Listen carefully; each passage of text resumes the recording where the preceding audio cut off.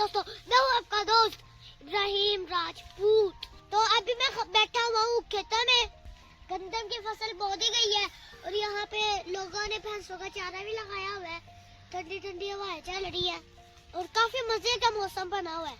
House स्कीमों की वजह से जरी जमीनें बहुत तेजी से खत्म हो रही हैं, जिसकी वजह से पाकिस्तान को आने वाले वक्तों में नुकसान का सामना करना पड़ सकता है। अगर हमारी हुकूमत ने इस चीज पर नोटिस ना लिया तो हमारा ज़राई मुल्क है वो पीछे रह जाएगा। तो फिर ज़राई जमीनें तो खत्म हो जाएंगी, फिर घर बन जाएंगे, फिर खाने के लिए हम फसलें किधर उगाएंगे।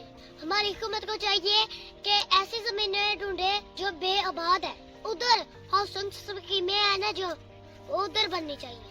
अब जमीनें जो है ना वो कम हो रही है और फसलों के रेट बढ़ चुके हैं, क्योंकि अब फसलें कम हो रही हैं इसलिए रेट बढ़ते जा रहे हैं। तो दोस्तों आज के वीडियो में यहीं पे खत्म करता हूँ, इस उम्मीद के साथ कि हमारी गवर्नमेंट जो है वो ज़राई ज़मीनों का जरूर ख्याल करेगी और हाउसिंग स्कीमें ऐसे इलाकों में लेके जाएंगी जहाँ जमीनें बेआबाद है।